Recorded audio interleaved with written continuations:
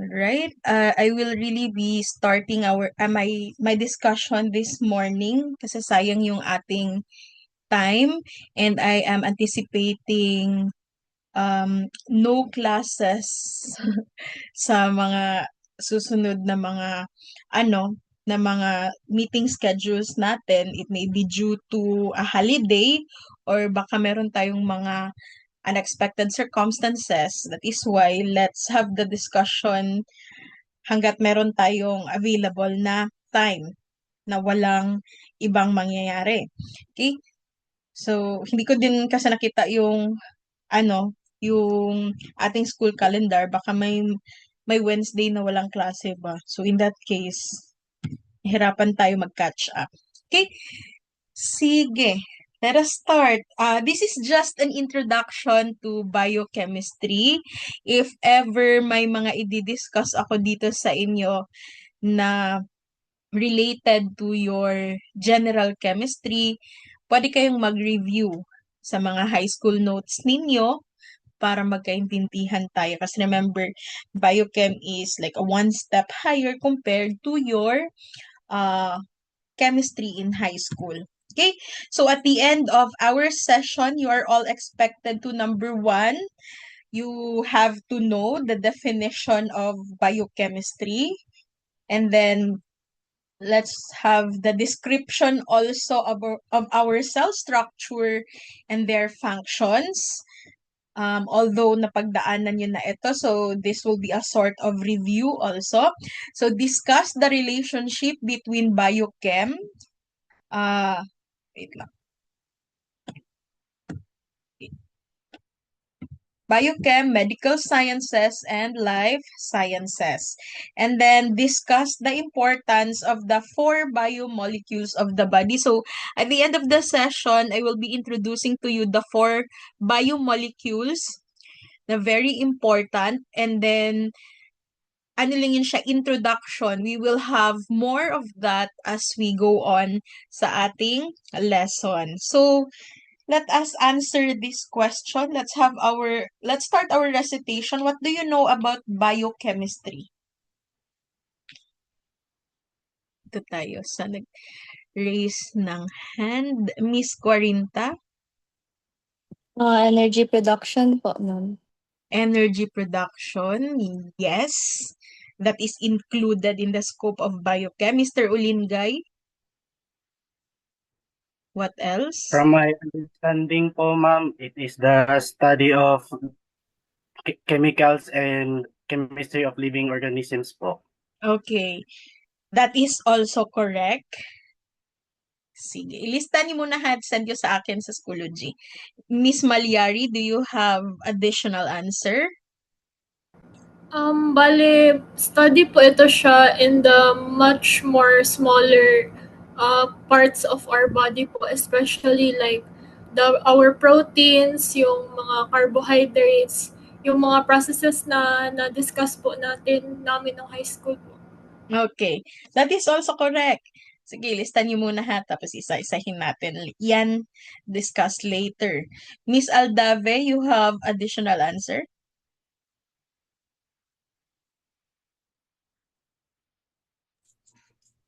Ano po, biochemistry is a study of life science po. Tapos, such as humans and plants po. Okay, sige. That is also correct. We study life sciences here, not just with the human body, but also the plants. Miss Kaitor, you want to add something?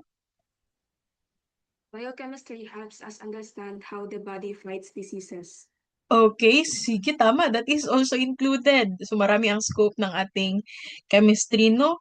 So, we are not just dealing with these chemicals. We also deal with diseases. Sino pa? Miss Kimado. Based on my understanding po, it is a study with chemical processes, substances occurring within the living organism. Okay, chemical substances in living organisms. That is correct. Sino pa? Miss Donaire, you want to answer also? Ma'am, I think, ma'am, in biochemistry is we will be exploring chemical processes and reactions po sa mga living organism po like animals, plants, and especially human po. And for example po, yung digestion po na nangyayari po sa human. That's all. Okay, that's correct.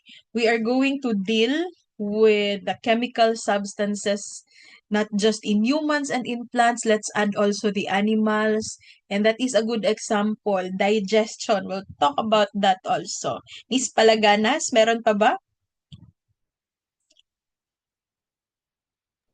It is the combination po of biology and chemistry po, wherein the study is for the molecules po. Okay, that is also correct from the name itself, biochemistry. It's a combination of biology and chemistry. You have biology in your high school, you also have chemistry subject sa high school ninyo. Ngayon, pagsamahin natin sila. Okay? May gusto pa ba kayong i-add? Mr. Berardo, you want to add something? For me, ma'am, from the word bio, which means life, and chemistry, which contains chemicals, we will discuss about a lot of organic chemistry and how chemicals can make up and combine to make energy for the body po, ma'am. Okay, that's an additional scope of biochemistry, organic substances. A lot of these chemical substances that we are going to study in this subject are considered organic. Okay, so bio means life. Okay, we will be dealing with life. Chemistry, we will be dealing with those chemicals involved sa ating life. So, ulitin ko, hindi lang siya sa human, sa plants, sali natin syempre yung animals. Okay? So, yung iba, dito tayo sa next na mga questions ha. Okay, so how do we define biochemistry? It's a science. So, since it's a science, it's concerned with chemical substances, but we are going to deal with the chemical substances na involved sa life. Okay, chemical basis of our life. So the science concerned with the chemical constituent of living cells. Therefore, sa introduction, we will talk about cells first. Ano yung meron sa cells natin. So this will be a sort of review of your biology. And then we will go on with the chemicals and their reactions involved doon sa mga cells natin. So, life sciences that needs knowledge of biochemistry. Bakit nga ba first year kayo, ito yung una nating pag-uusapan, yung biochemistry. Ano ba ibig sabihin ng genetics? Anyone from the class? Yes, Mr. Sukgang? For me, ma'am, genetics is meaning like the study from the root word, ma'am, genetics na adra ang gene, ma'am. So it's the study of genes, ma'am. Daga-study ka dra sa imong ancestry, ma'am, unsay imong DNA, mga ingana, ma'am, and how to find imong, Yes. your ancestor, ma'am. Ingana. Okay, very good. That is correct, class. Pag sinabing genetics, we are going to study our genetic makeup. Now, ano sa tingin ninyo ang relationship between biochem and genetics? Kasi we are... Yes, Mr. Sumadya. Through ano po ma'am, through biochemistry po kanang diri ano to magamit ang biochemistry sa genetics kapag i-try na to og alter ang genes sa pag-create og bago pong ano po product. Okay, that is also correct. You want to add something? May gustong i-add? Di bang connection nitong biochem sa genetics? Bakit kailangan natin ang biochem when we study genetics? Yes, Mr. Bernardo. For me po, ma'am, since genes and chromosomes po, ma'am, are made of compounds that are organic, it is worth to study biochemistry to know how each of the genes interact with one another to see and know how things interact with each other po. Okay, very good. So, tama yun lahat ng answers nila, no? 'Di ba sabi ko genetics is the study of our genetic makeup, our genes, our DNA, and tama yun na our DNA, our genes class are made up of compounds. Compounds are chemical substances. So we are going to learn those chemical substances that made up our genes or our genetic materials. Okay? So, pwede natin yun siyang gamitin ngayon pag napag-aralan na natin siya, gamitin natin siya to make new products kasi alam na natin yung ating chemical substances that makes up our genes. Now, how about physiology? How do we define physiology? Yes, Miss Lariba? Physiology po is how living organisms and their body parts function po. Okay, physiology is the study of the functions of the different parts of a living body. Okay? So, what is now the importance of biochem sa physiology, Miss Malyari? Now, if we want to know, ma'am, how our organs or our body parts function, we need to study really biochem kay mag-start man jud ta sa molecular processes, especially how our cells get energy and travel throughout our body and organs po. Okay. So, tama yun. Before pa mag-function yung ating mga organs, let's learn first the basic. So, when I say the basic, yung chemical substances involved in that organ para ma-understand natin na how this organ works. So, ano yung ginagawa nila sa body. And then, kapag ka nagka-problema itong mga organs na ito, mapag-aralan din natin. So, paano natin siya gamutin. How about pharmacology? How do we define pharmacology, Miss Espino? Based on my understanding, pharmacology is the study of drugs and how they affect the body. Okay, tama yan siya. Actually, this is our, that's the heart and soul of pharmacy. Pharmacology is the study of drugs. So, how is it connected to biochem? Miss Alborote. So, biochemistry po is important po siya sa pharmacology po because it helps us understand how drugs for medicine interact with the body po. Okay, very good. So, I told you, di ba? We are going to study the chemical substances in our body. And pag nagka-problema yon, syempre, mauuwi yan siya sa medical condition. So, merong mga diseases or mga disorders.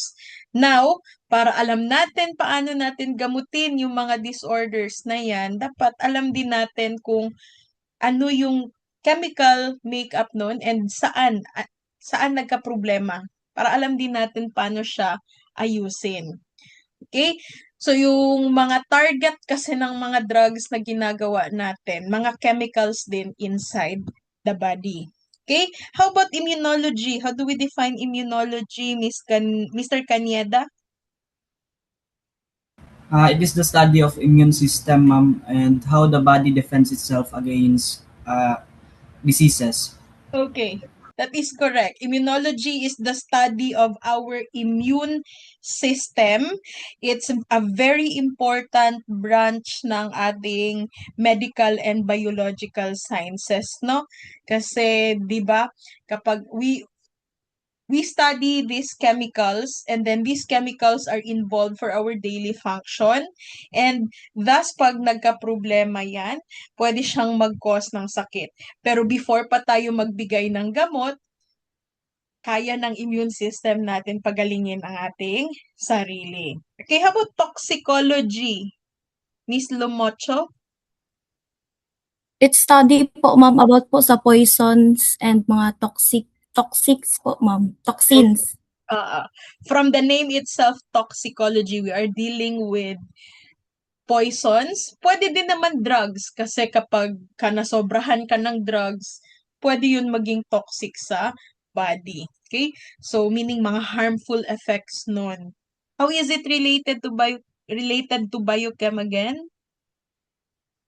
Sino pa hindi ko natawag? Mr. Kuahaw?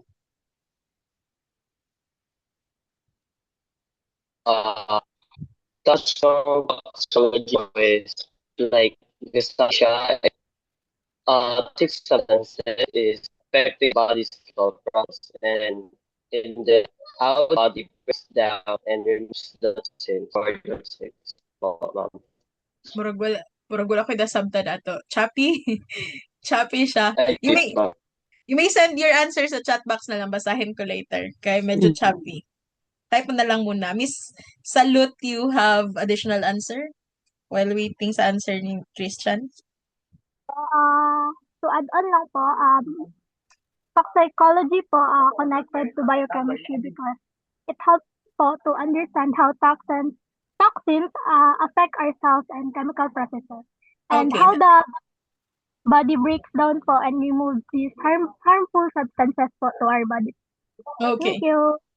That is correct. That sums up the connection between that toxicology and our biochemistry. So, meron tayong mga drugs, meron tayong mga chemical substances that may cause harmful effects in the body. So, we have to understand paano yun sila nag-act sa body natin. Okay? At the same time, para ma-understand din natin paano yung body nag-move, nag-work to get rid of those harmful effects. How about pathology? Sino pa ang hindi ko natawag? Sandali. Okay, Miss Tibbs.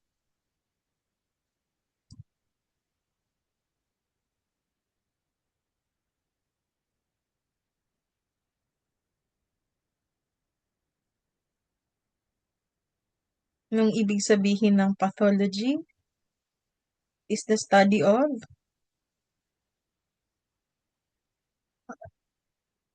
Baka nakamute ka.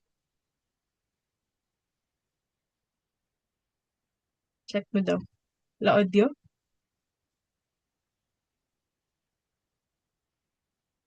Ng audio? Send mo na lang muna yung answer mo sa chat. I'll wait for that ha, para ma-record natin. The same thing with, sino yan kanina? Send yun na lang para ma-record natin. Sige, Miss Kaitor, do you have additional answer since we are going to wait for the answer pa ni Miss Tibbs? Pathology is connected with biochemistry because it studies the biochemical changes in cells and tissues that causes diseases. Okay. So, how do we define pathology muna, Miss Mutia? Tapos, let's talk about the connection later. Ma'am, is the study of diseases po. Okay. Sige, that's how we define pathology ha. It's the study of diseases. Kaya nga pag nagpapalaboratory kayo, 'di ba may signatory sa baba aside from the medical technologist or aside from the radiologic technologist, yung final signatory dun pathologist. Meaning siya ang nagbasa ng inyong laboratory result and then siya yung nagche-check kung there is something wrong with your result na ano yun siya? Meaning nun, may sakit ka. So, tama yun na may connection siya kasi yung mga chemical substances natin sa body, yan din yun. Pag nagka-problema sila, meaning magkukos din yun siya ng sakit sa atin. Okay? Yung magiging reason din siya for the disease. How about microbiology, Miss Calyaw?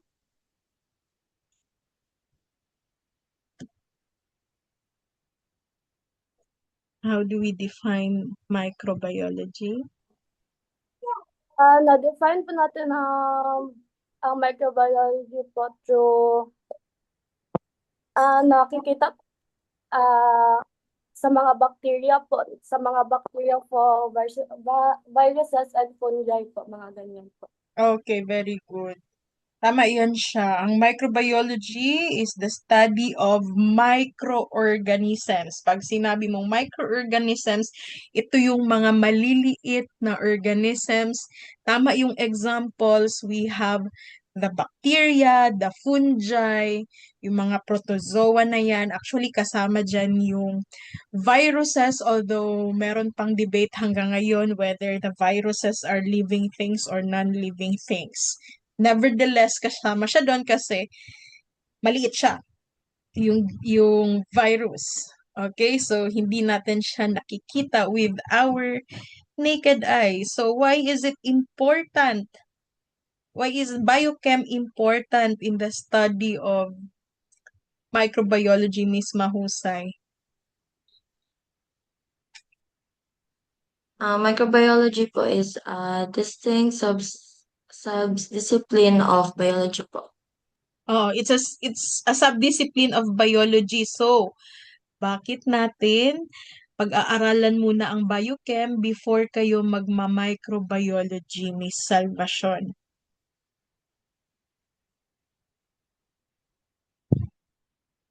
Kasi sa second sem, you will have your microbiology. It's a different subject.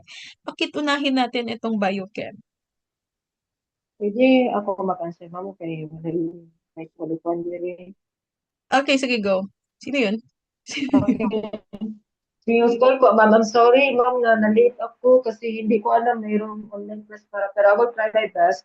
For me, ma'am, microbiology is very important siya ma-study, lalo na sa mga viruses, mga fungi, and bacteria.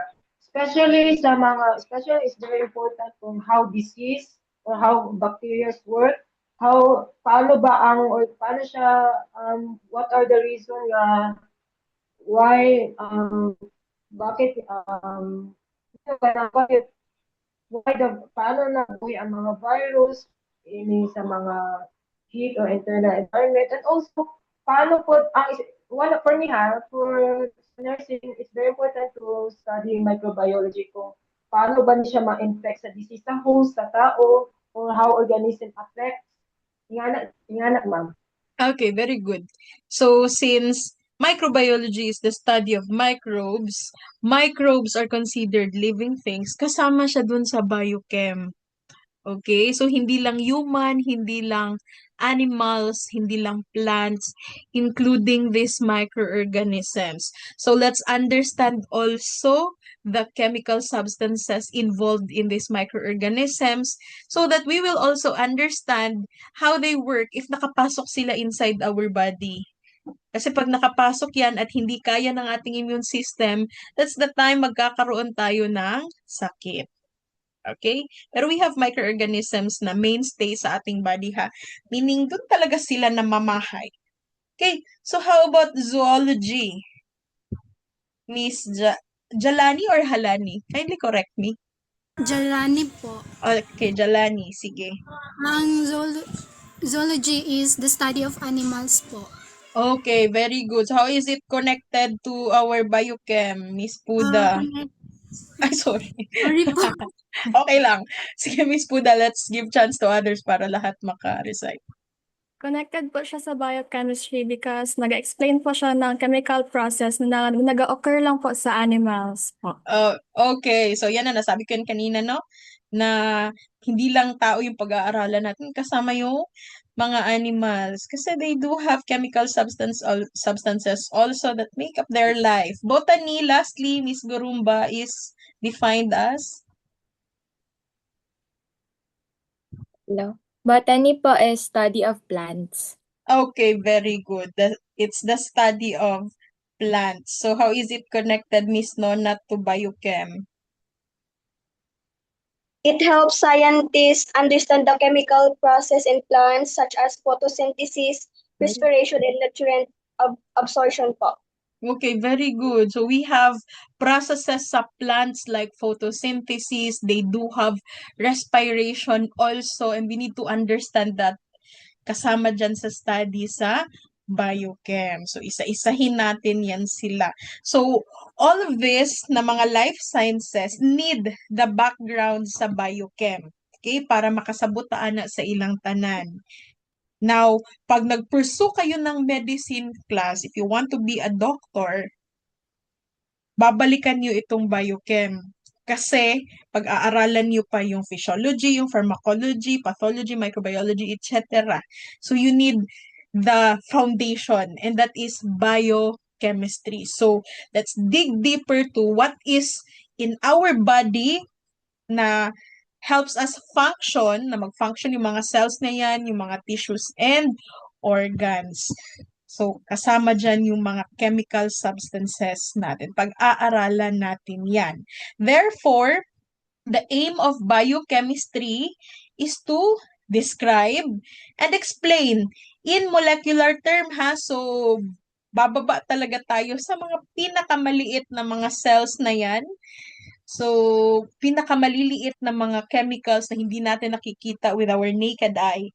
So, we will be trying to describe and explain all chemical processes of the living cells. Okay? Para ma-explain natin kung ano yung mga interactions ng mga chemicals na ito na nakikita natin sa cells. Hindi lang interaction, kasama pa yung kanilang structure kasi yung kanilang function has something to do with their structure also. Okay, so bababa tayo on that level. Okay, so we have here reciprocal relationship between biochem and medicine. So the understanding and maintenance of health and the understanding and effective treatment of diseases is one of the important relationship between biochem and medicine. Okay? So yung focus talaga natin sa biochem are the macromolecules. We consider it macromolecules. Macro na siya sa lagay na yan, ha? Malaki na siya sa lagay na yan. Although we cannot really see it with our naked eye. But inside the body, it is considered macromolecules. We have 4, the proteins, the carbohydrates, our lipids, and our nucleic acids. And yung 4 na yan, mga chemical substances, they maintain our health. Pag nagka-problema yan, we may have conditions or medical disorders. And thus, pag-aaralan natin silang 4 para alam din natin sa part ng medicine how to restore normal functioning. Okay?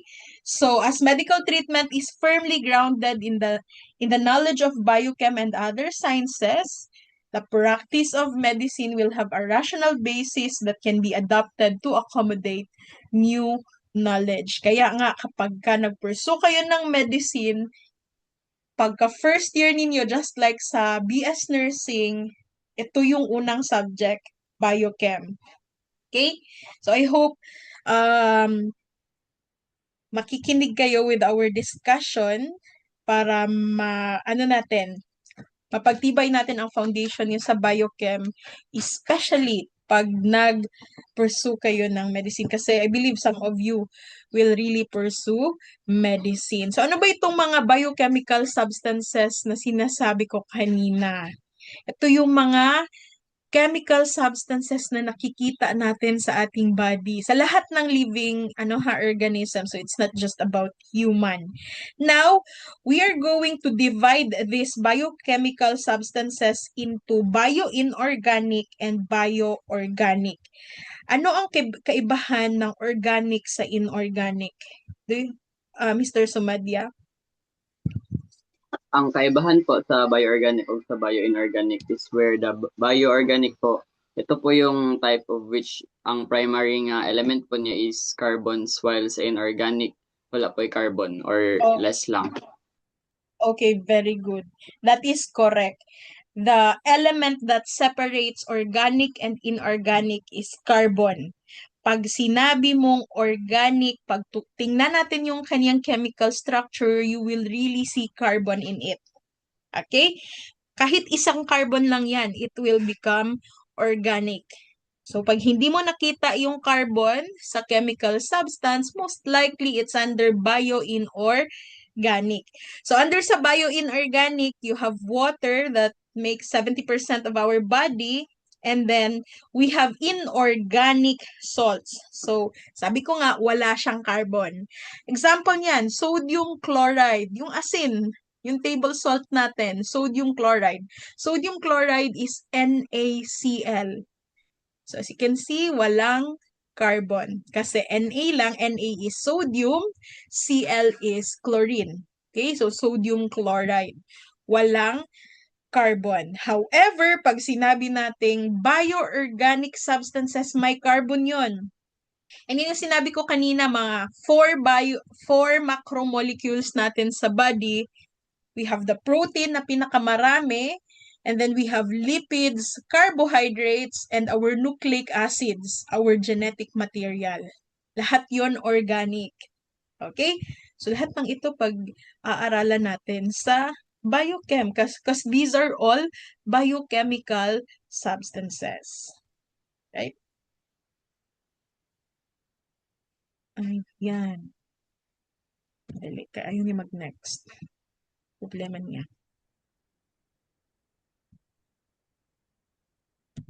Ay. Sobraan na yun.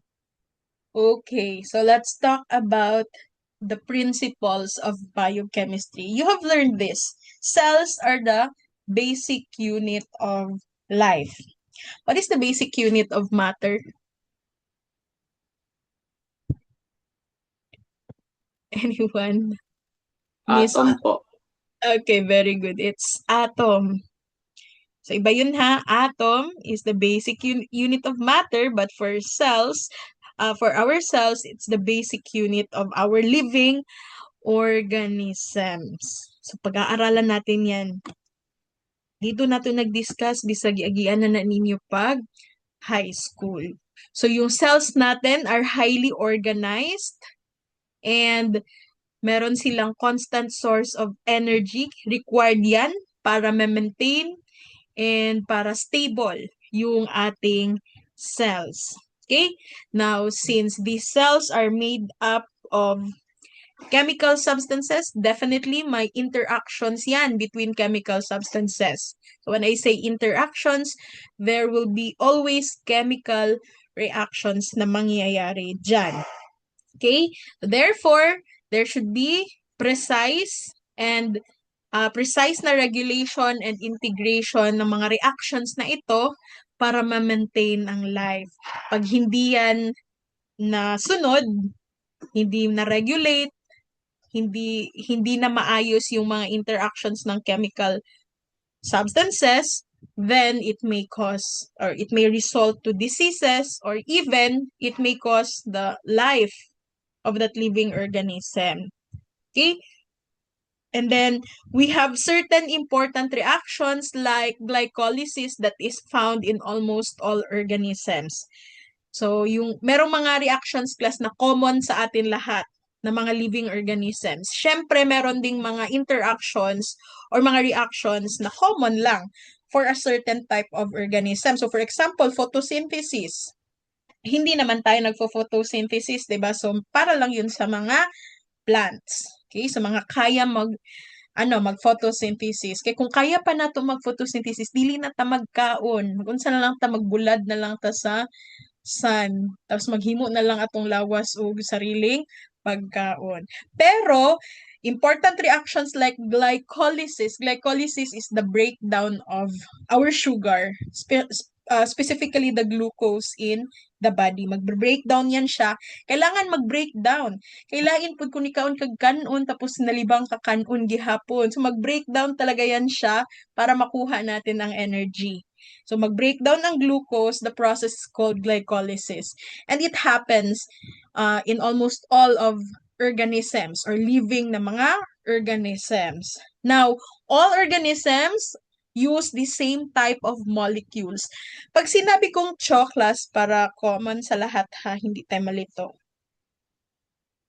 Pag nakita niyo itong abbreviation na CHO, we are referring actually sa carbohydrates. Pero pag CHON, proteins yan. Gina-abbreviate lang yan siya sa elements. Kasi pag titingnan natin ang structure ng carbohydrate, ang common na elements dyan, carbon, hydrogen, and oxygen. So, tatlo. And then kapag ka-protein naman, we still have the carbon, syempre since it's an organic substance. Now, aside from carbon, we have hydrogen, oxygen, and then we have additional nitrogen for our proteins. Kaya minsan, hindi sila nagsusulat ng the whole carbohydrate or protein, nilalagay lang CHO or CHON. Okay? Please know that ha, para hindi kayo malito. And then we have lipids and nucleic acids. Kaya sila considered as the 4 most important macromolecules sa mga living organisms. Okay? So instructions for growth, reproduction, and developments for each organism is encoded in their genetic material. So most of us contain DNA, kaya lang Yung viruses nga, may viruses kasi na walang DNA, they only have RNA. Kaya it's a debate if they are really a living organism or not. Kasi they have the ability to grow, they have the ability to reproduce. Pero a lot of viruses are acellular, hindi sila considered as cells, and then they don't have complete genetic makeup. Some of them don't have DNA. Nevertheless, let's study them kasi they also have effects in our body. Alright? Questions or clarification so far? I'll give time for you to ask question. Yung kaya natin sagutin. Yung related lang sa ating topic. Masigin yung pangutana din ha kay lahi na. Yes, Mr. Please correct me, hostol or justol? Hostel po, ma'am. Hostel, okay. Do you have question? Yes po, ma'am. Actually, ma'am, ang kaning topic mo actually na-discuss na mo sa senior high. I am curious, ma'am, if for me lang ha, personal ko ha, what if, ma'am, like, for example, cell or virus ba na, cell or virus nga na ay DNA versus cell nga walay DNA. If ma-survive sila sa extreme temperature, ma'am, kinsa mauna mamatay? Katong na ay DNA or walay DNA? Curious lang ko, ma'am, if okay lang if I could ask some questions. Okay. Actually, it has nothing to do with much of the DNA. No, nasa genetic makeup nila yan. So, yes, nasa DNA. Pero yung iba kasi no, walang DNA. Pero, andun pa rin naman kasi may RNA yung iba dyan. So, nakadepende sa coding ng kanilang genetic makeup kung they are capable of surviving to extreme conditions. So, depende yan. Depende sa coding ng genetic material nila. Nevertheless, may bacteria tayo na nakakasurvive, but bacteria contains DNA.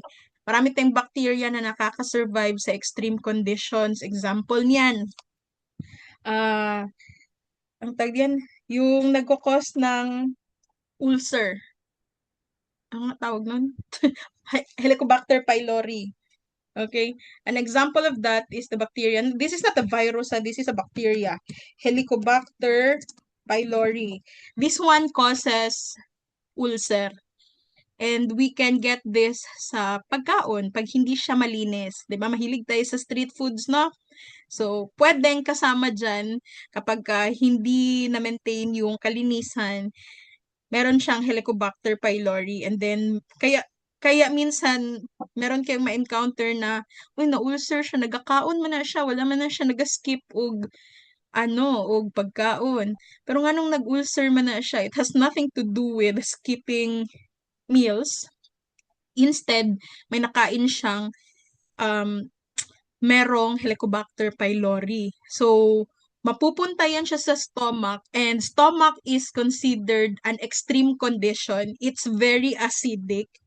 Pero, the Helicobacter pylori, ang genetic makeup niya, kaya niyang protektahan yung kanyang sarili sa acid sa stomach. So, i-coat niya yung sarili niya, and then, hindi siya mamamatay, and then magla-lodge siya doon sa stomach, and that's the time magkukos siya ng ulcer.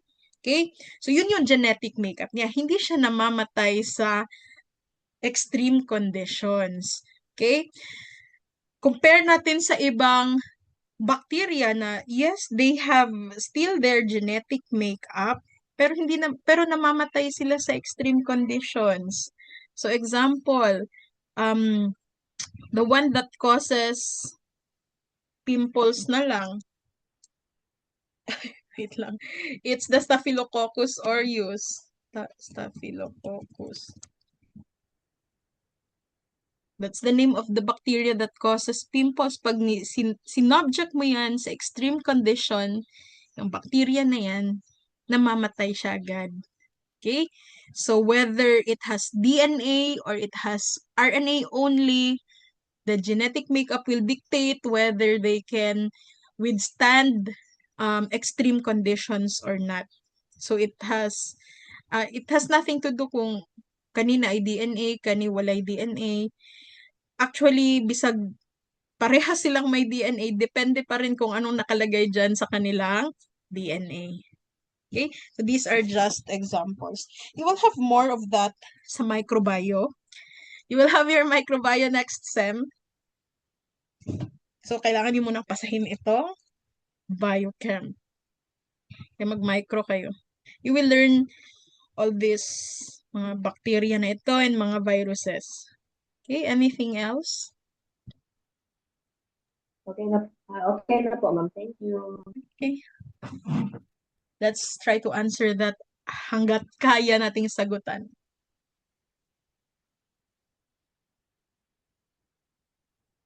Wala na?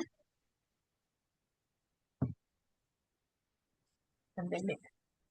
I will be checking the time, ha? I mean, I will be checking kung anong oras na from time to time kay basig na abda na taog more than 12 o'clock. Wala pa tanag. And di ko kasi siya nakikita sa screen ko.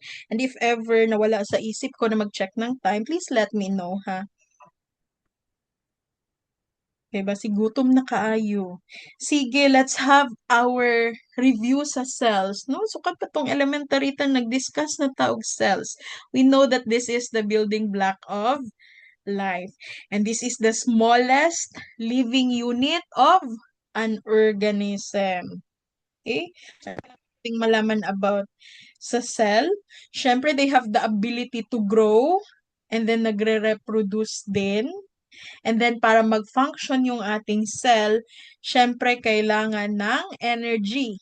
And cells also have the ability to adapt kung anumang nangyayari sa environment. So, they are able to respond and adapt kung meron bang changes sa environment. Okay? What else? We have this one. Many cannot be seen with a naked eye. Actually, ano bang cells ang nakikita natin?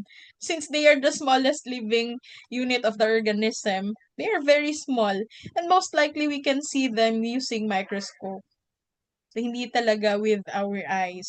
So, bacteria also, we can see them using microscope. And then, a cell may be an entire organism just like a bacteria, pero pwede din naman na ang isang organism just like our body, pwede siyang, it is made up of billions of cells. Okay?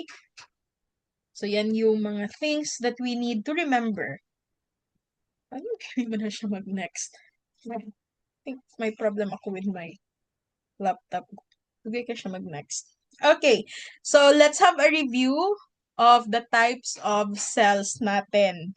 We have prokaryotic and eukaryotic. Na-discuss niyo to nung high school. Anong difference ng prokaryotic sa eukaryotic cells?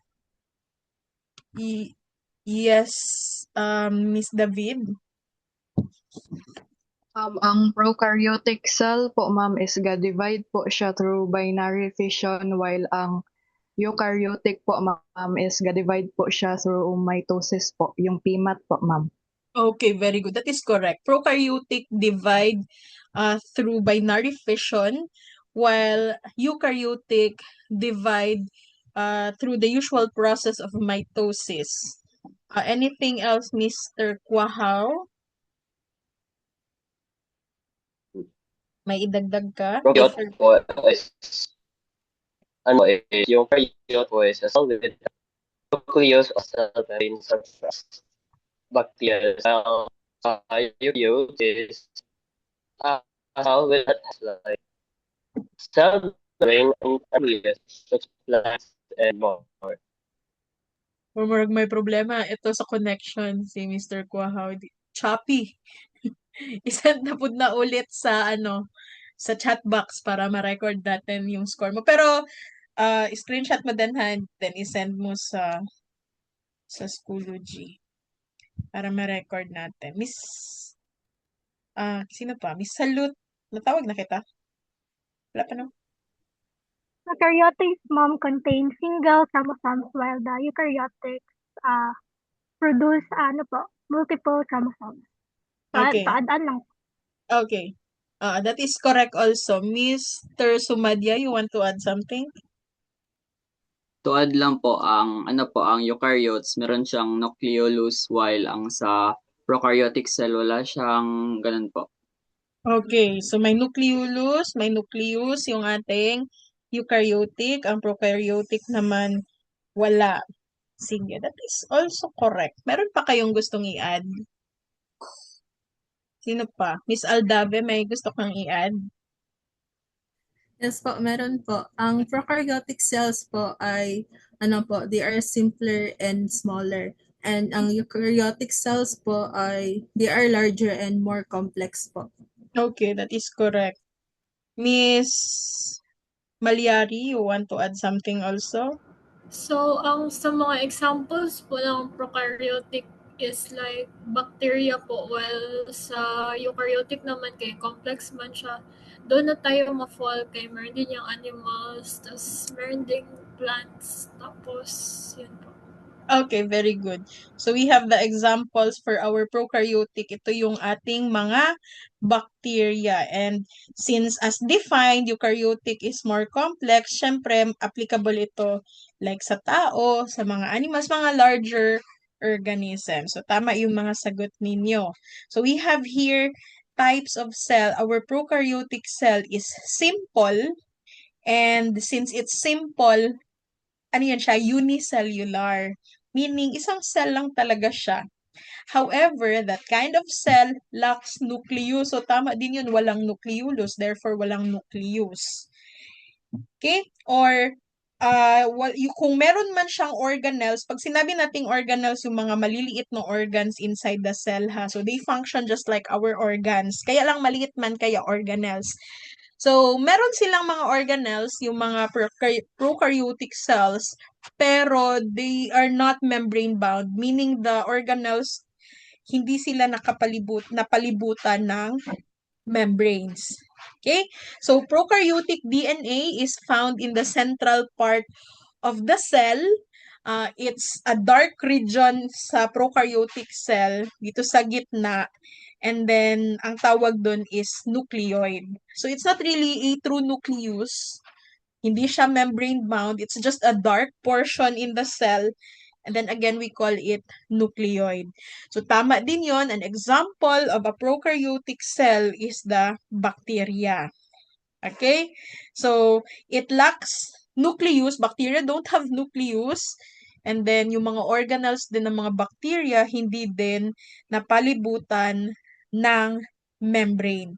So, this is an example, yung structure sa gilid, is an example of a prokaryotic cell. It's unicellular. This is actually a bacteria. Though meron siyang cell membrane, pero yung mga organs sa loob, wala. Hindi siya napalibutan ng membrane. And then, sa bacteria, aside from the cell membrane, they also have nucleus. Yan talaga yung outer coating ng cells. May capsule. And then sa gitna, we have the nucleoid which contains the genetic material. So in this case, meron pa rin namang chromosome. Yung ribosome is an organelle, pero hindi siya membrane bound. And then for movement, this type of bacteria use both pili and flagellum. So itong flagellum, ito mahaba. And then yung pila, yung mga maliliit. Ano yan siya for movement? Para makamove yung cells. Okay? So that's a prokaryotic cell. Tayo mag-move. And then how about the eukaryotic cell? Mr. Sukgang?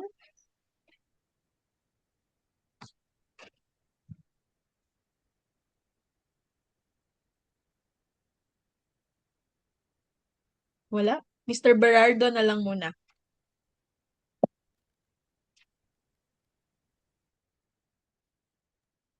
Ma'am, for me, eukaryotic cells have membranes po, ma'am, and they have also called true nucleus po, ma'am. Okay, so kabaliktaran. Sige, next. Go. You want to add something? Wala na? Wala na. Okay, so tama yun. Kabaliktaran siya ng prokaryotic cells. Merong nucleus ito. And then the organelles are membrane bound. Okay, so pinapalibutan ng membranes yung mga organelles, so we can easily identify one from another, and these organelles have definite function doon sa cells. Okay, so yung mga malalaking organisms have eukaryotic cells, including us humans. Okay, meron yung cells natin, yung type of cell natin is eukaryotic. So the illustration sa gilid, eukaryotic cell yan. Yung sa taas is an animal cell, and then sa baba naman is a plant cell. Although parehas silang eukaryotic kasi nga may true nucleus, merong membrane-bound organelles, pero may mga structures kasi na meron sa plant na wala sa animals and vice versa. So we'll identify that later. Let's talk about the organelles one by one later if we still have time. What time is it? Oh, still have time pa dyan. Okay. Okay, ito yung answer ni Mr. Kuhaw kanina. Prokaryotic is a cell with nucleus or cell membrane, while eukaryotes is a cell that have nucleus and cell membranes such as plants. Tama siya. Okay. Sandali. So, ano yung common sa prokaryotes and eukaryotes? Yung prokaryotes and eukaryotes do contain genetic material, especially DNA. Yes, parehas tayong may DNA class with the prokaryotes. And then, the cell mismo, meron siyang plasma membrane, though the organelles for our prokaryotes don't have cell membrane or the membrane na nag-coat sa bawat organelles. Both cells have cytoplasm also, the liquid portion of the cell where we get to see the organelles. And then both cells also have ribosomes. Ano ba trabaho ng ribosomes natin? Kasi meron siya sa prokaryotes, meron din siya sa eukaryotes. So, anong trabaho ng ribosome? Yun ang napag-aralan ninyo nung high school.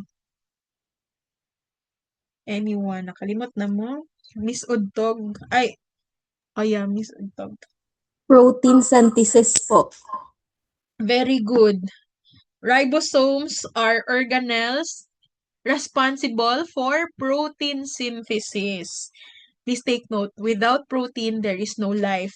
Kaya, ma-eukaryote man yan, or ma-prokaryote, kailangan ng protein. So, kailangan natin ng ribosomes para may magawang protein sa ating cells. Okay? Matagal mag-next. Okay? So, this table summarizes the difference between the prokaryotes and the eukaryotes. Ulitin lang natin. Si prokaryotes, single. Meron siyang single circular chromosome. Isa lang. Nasa gitna, nasa nucleoid. And then yung eukaryotes naman, marami tayong chromosomes. Ilan bang chromosomes ng tao? How many chromosomes do we have? Pila ka buok imong chromosome? Miss David, pila ka buok imong chromosome? 23 po, ma'am. 23. Unsa man ang 23? 23 pairs. So Opo, that's a 23 total pairs. of? 46 po. Okay, 46. A human body class contains 46 chromosomes, pero they come in pairs, so that's 23 pairs. Okay? So, yung chromosome number 1 to chromosome number 22, that is for our body, yung appearance natin, yung behavior natin. Pero the chromosome number 23, yung pair na yan, is for our sex. Okay? So, 23rd chromosome is for our sex. Pag babae, ano ang chromosome? Number 23? Anyone? Anong tawag sa chromosome pag babae?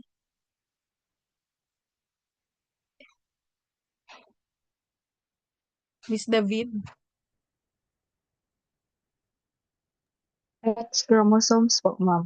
Okay. Pag lalaki, Mr. Berardo? Y chromosome po, ma'am. XY. Okay. XX kung babae, XY kung lalaki. Paano kung ang chromosome mo ay naging XXX at saka XXY? Okay lang, balik lang. Kung nawala. Ang mangyayari sa'yo kung naging XXX or XXY, Mr. Sukgang? Intersex ka, ma'am. Oo, tama yan siya. We have the so-called super female and the super male. So that is already a disordered class kapag ka sobra ang iyong chromosome. So again, ang tawag dyan is the super female, sa lalaki naman, super male, pero we call it Klinefelter's syndrome. Ang problema lang niyan, if they are born like that, no, usually they have a very short lifespan, so hindi talaga sila umaabot sa adult na age. And then pagkapanganak sa kanila, they are mentally retarded. So it's a disorder kapag tatlo, yun sa 23rd chromosome. Paano kung sa 21st chromosome ang tatlo? Ang tawag doon? Kasi 23 pairs tayo, di ba? So kung 21st chromosome yung naging tatlo, we call it the Down syndrome. You know what Down syndrome, no? Di ba pare-parehas sila ng mukha? So that is also a disorder. Yung Down syndrome na yan, we call it trisomy 21. So meaning niyan, yung kanilang 21st chromosome, kasi supposedly partner lang, nagiging tatlo. Kaya tinawag siyang trisomy. Tapos 21, it's the 21st chromosome. Pero unlike the super male and the super female, meron namang tumatanda sa mga Down syndrome. So, hindi naman very short lang talaga yung kanilang lifespan. Tatlo lang talaga yung chromosome nila sa 21st. Okay? Sige, what else? We have, you have question, Miss Kaliao? Ay, ma'am, may ask lang ako na question, ma'am, kay na curious lang po ako. Kasama mga dako, panganak siya ng babae, ma'am, then yung nag-age good siya, ma'am, para naging teenager na siya, nag-change po siya. Naging lalaki po siya. What do you mean nag-change siya na parang lalaki? Diba, nung ano pa siya, nung bata pa siya, ma'am, like babae good siya, ma'am. Pag naglaki po siya, ma'am, parang nagbinata po siya, ma'am, ba, imbes talaga siya, nag-change yung sa kanya, ma'am. Pero hindi siya member ng LGBT. Hindi po, ma'am. Okay. I-clarify natin na kasi there are members of the LGBT na naga-hormone therapy. So, for example, male talaga siyang pinanganak, tapos naga-inom og hormone, naga-hormone therapy, or kung hindi iniinom, nagpapa-inject yan sila. So, basically, tumataas yung kanilang estrogen, yung kanilang female na hormone, kaya medyo nagbabago din yung kanilang appearance. So, nagkakaroon sila ng mga characteristics na kagaya sa atin mga babae. Meron din namang mga babae na member ng LGBT na nag-hormone therapy din, kagaya ni Jake Cyrus, 'di ba? Si Charis Pempenko siya dati. So nag-hormone therapy yan siya. So ang ininom niya naman is yung male na hormone. So kaya nagkakaroon din siya ng some characteristics na sa male dapat nakikita. Now, yung kagaya niyan, ganito, meron kasi 'di ba tayong tinatawag na hermaphroditism. Hermaphrodite sila. So pinanganak silang dalawa yung kanilang sex. Ay, ganyan, ma'am. Diba, dalawa po yung private part niya po. May meron parang po. Tama. Dalawa yung kanilang sexual na organ. So, wala po siya, babae po siya, ma'am, pero wala po siya ginaregla po. Okay. So, pwedeng meron siyang disorder. Kung hindi siya hermaphrodite, isa lang ang kanyang organ talaga. Pinanganak talaga siyang babae. Pero nung tumatanda siya, nagkakaroon siya ng mga male characteristics. It might be due to a disorder leading to increase in the hormones sa lalaki. So, baka nag-i-increase yung kanyang hormone. Kasi kapag ka nag-i-increase yung ating testosterone, di ba ang hormone sa mga lalaki is called testosterone. So, pag nag-increase yan sa body natin, meron tayong testosterone pero at low level. And pag nag-increase yan, class, hindi talaga tayo mag-menstruation. Okay? Actually, yan din yung na-experience ng babaeng may PCOS. Ang babaeng may PCOS, kung i-check natin yung hormone, mataas yung testosterone. Kaya yung mga babaeng may PCOS, some of them, maraming buhok sa katawan. Kasi supposedly characteristic yan ng mga lalaki. So, siguro ganun yung kanyang condition. Na mataas siguro yung kanyang hormone level sa mga lalaki. Ano, wala imuhang audio? Nangawala kahit wala po siyang mattress po. So wala siya mattress? Basig lalaki siya. Basig Babae siya, ma'am. Nga to nagdako siya, ma'am. Wala po siya tutoy, ma'am. Wala po siya mattress po. Baka lalaki talaga siya. Wala lang siyang organ sa lalaki. Pero mga ganyan class, even sa sports na di ba, na world, merong mga ganyan. May marami na tayong mga players hindi dito sa Philippines na pinanganak silang babae pero as they age, parang lalaki na sila tingnan. So, ang ginagawa niyan, chine-check yung kanilang chromosome. So, nakikita dun kung XX ba or XY yung kanilang chromosome. And, yun yung time na, ay, lalaki pala talaga sila. Wala lang silang organ. So, kaya, ngayon, ang ginawa, pinalitan din yung kanilang birth certificate kasi lalaki nga talaga sila. So, hindi na sila pwedeng sumali doon sa mga sports na sa women's division. Okay? So, baka lalaki talaga siya.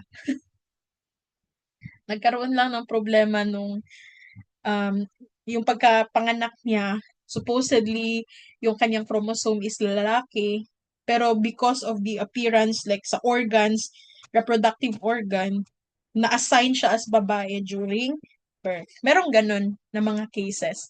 So, para i-check kung babae ba siya lalaki, magpa-check siya sa iyang chromosome. Okay, so ganun yung ginagawa natin.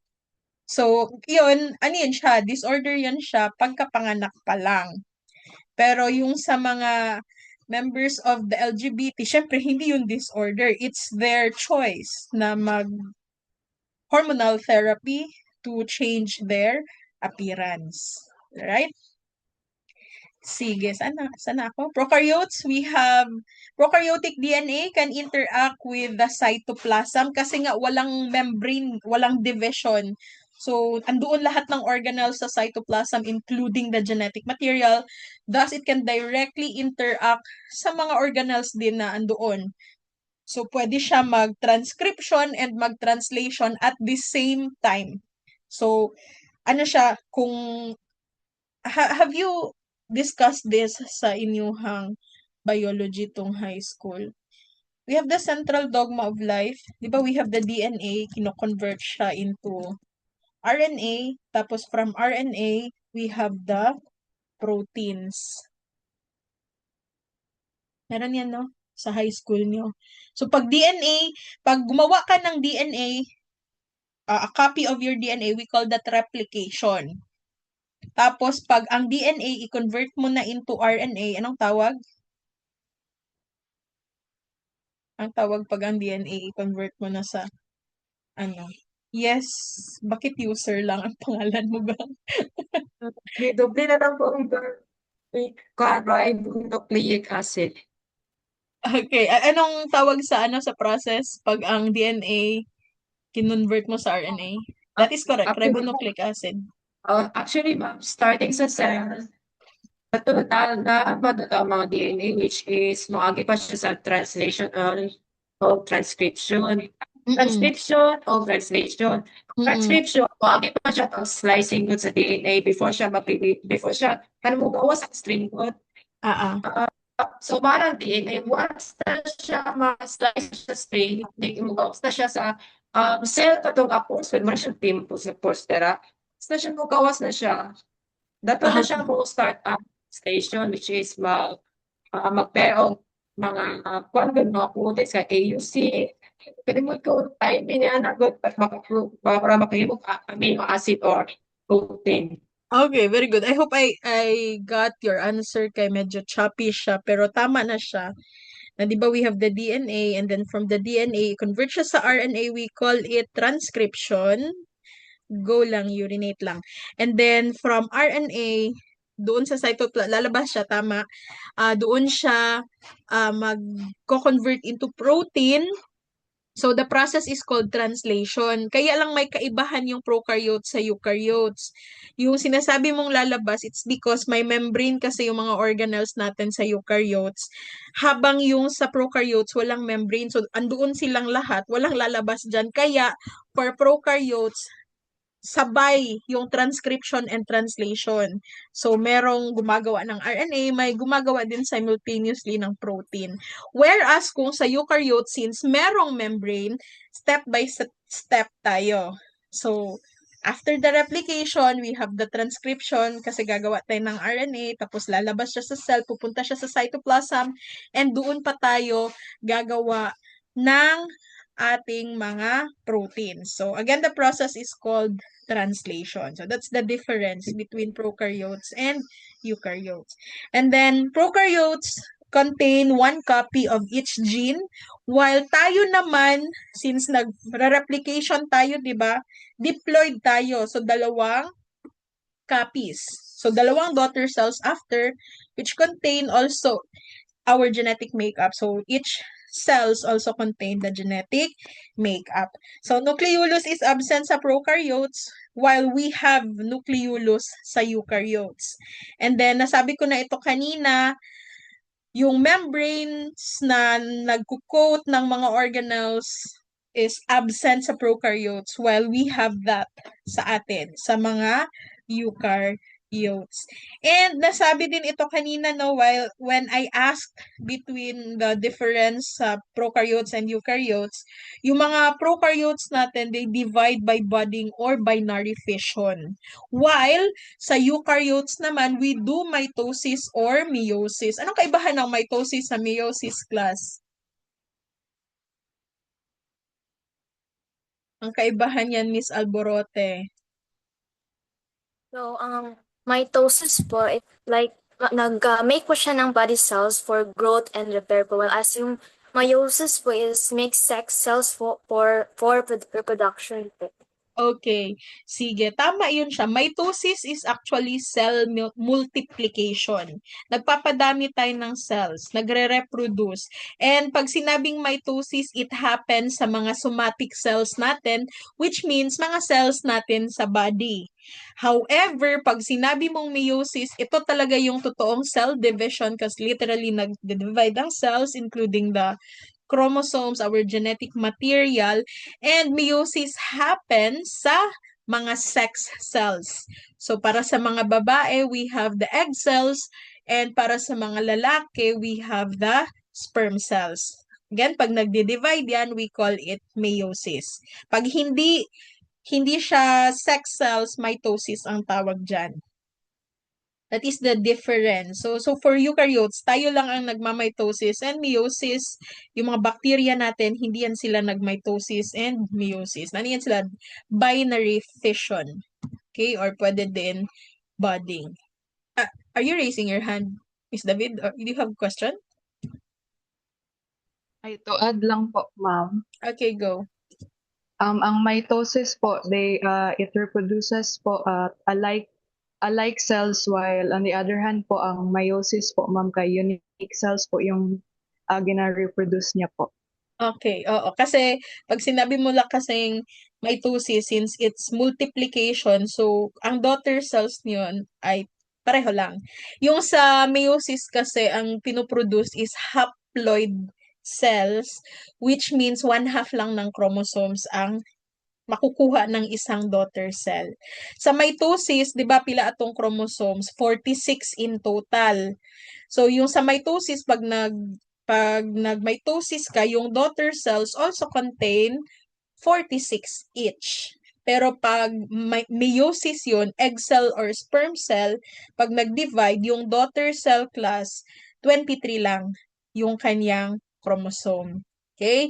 Kailan yan siya makukomplete? Kapag merong sexual intercourse and merong fertilization. Kasi magkakaroon na ng interaction between the egg cell and the sperm cell. So kaya yan yung reason na kahit liwat ka sa imong mama, you also have the characteristics of your father kasi half of your genes comes from your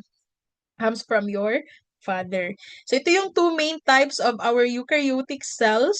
We have the blue one is our animal cells, while on the right side you have the plant cells. Time na ba? Malapit na. Dito tayo mag-end. Anong meron sa plant cells na wala sa sa animal cells? Give me one, Miss Malyari. One of those, ma'am, is yung ability po nila na mag-store ng water. Kay yung sa plant cells po, ma'am, kay mas malaki pa yung ability niya na mag-store ng water. Kay rigid man ang kanyang membrane. And then, ang sa cell po, ma'am, sa animal cell, if masobraan po siya ng water, kay magsabog po siya.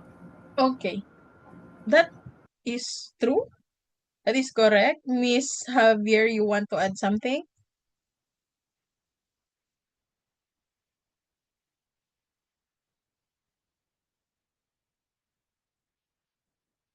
Nakamute ka pa. One thing po na organelle na alam ko po na wala sa animal cell na meron po sa plant cell is the vacuole po. But di ko na po ma-remember yung function niya po. Okay. That is correct. The vacuole and ang function nun, yun na yun yung sinabi kanina ni Miss David ba yun? Nakalimutan ko yung name. Di ko pa kayo kilala, class. But anyway, tama yun. Yung vacuole na yan yung nagho-hold ng tubig for the plant. Pero hindi lang tubig. May mga other things pang hino-hold yung yung vacuole. Wala pala tayong vacuole kasi we are not plants. Mr. Quizon, you want to add? Ano pa yung hindi natin nakikita? So sa plant cell po, meron po siyang cell wall and chloroplast, while sa animal cell po meron po siyang centrioles and lysosomes po. Okay, very good. So, take note class ha, ang plants lang ang may cell wall. Wala tayong cell wall class. Cell wall is there to make the cells rigid. And kung meron tayong cell wall, nagahi na karon. So, wala tayong cell wall ha. Ang plant lang ang merong cell wall. Yung animal cells or our human cells don't have cell walls. But we do have cell membranes. Kasi hindi pwedeng walang cell membrane, maglilik lahat ng anumang nasa loob ng cells. And yeah, merong chloroplast yung ating plant cell. Ano bang purpose niyan? Chloroplast. Ano purpose niyan? Miss Mahusay. Are you raising your hand? Oo. Diyan na tayo mag-end kaya malapit na 12. Anong purpose ng chloroplast? Para sa pag-produce ng? Produce photosynthesis po. Okay. So, para yan siya sa photosynthesis. Siyempre, wala tayong ganun kasi hindi tayo nag-photosynthesis. Okay, so I think I'll end here kay it's almost 12. We will continue next week with the introduction. Ang next week, ang i-discuss ko naman is yung mga parts ng cells, meaning I'll talk about the organelles also and their functions. Okay? So, yung mga na-acknowledge ko for recitation, do not forget to send that sa inbox sa aking Schoology so that I can record your recitation later. Again, I told you, I just need 5. Pag naka-5 na kayo, okay na. Perfect na kayo sa recitation. So, yung mga hindi pa, let's have your recitation next week. Do you have questions or concerns before we'll end? Yes. Palitan mo ang name mo. Hindi kita ma-identify.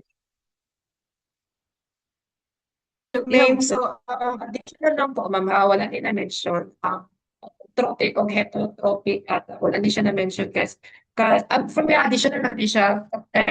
Autotropic is sa plant cell, it's make siya of own food, while ang heterotropic is mag-make siya og digest raw food sa tao but That is choppy. cancer.